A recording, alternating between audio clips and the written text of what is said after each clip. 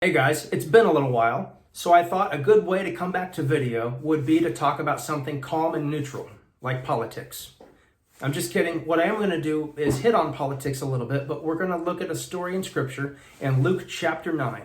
And you can look it up if you want to. I believe it starts in verse 52. But to sum it up, Jesus and his disciples are traveling on the way to Jerusalem. This is just before Jesus is going to be crucified.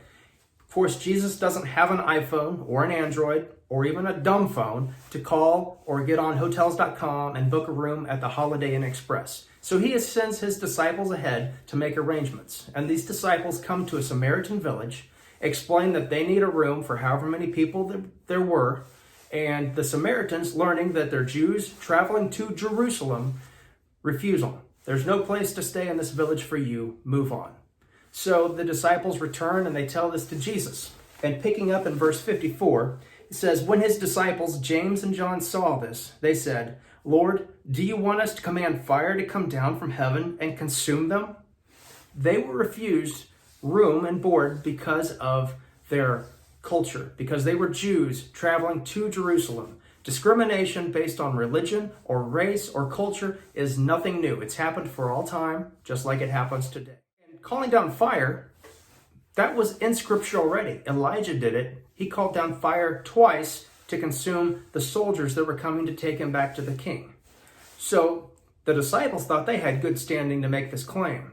But Jesus responds to them in verse 55, but he turned and rebuked them and said, you do not know what kind of spirit you are of. For the Son of Man did not come to destroy men's lives, but to save them. And they went on to another village. In today's political climate, right now as I film this, we're 6 days away from the 2021 presidential inauguration. There is a lot of hate and frustration. People feel like they've been cheated. People feel like it's the end of the world. And I can understand why someone in the world would feel that way. They would feel hopeless. But as a believer, our hope should be in Jesus Christ, not in President Trump or in President Biden, not in the Republicans or not in the Democrats. Neither party is our enemy. Our enemy is not flesh and blood. It says so in Scripture. So I would ask, what is your attitude toward those of the political party you don't agree with? Are you ready to call down fire upon them? Is that the spirit that you're of? Or are you the spirit that Jesus was? Are you walking in love? Jesus didn't say, yes, please call down fire and destroy that Samaritan village. Could he have? Absolutely. But that is not what he came here to do. And as Christians, we are supposed to be Christ followers. Our calling is not to be a citizen of the United States or any other country. Our calling is not to be a Republican or a Democrat or a Libertarian or any other party that you can make up or imagine. Your calling, our calling as Christians, is to be witnesses for Jesus Christ. Our calling is to walk in the love that he did.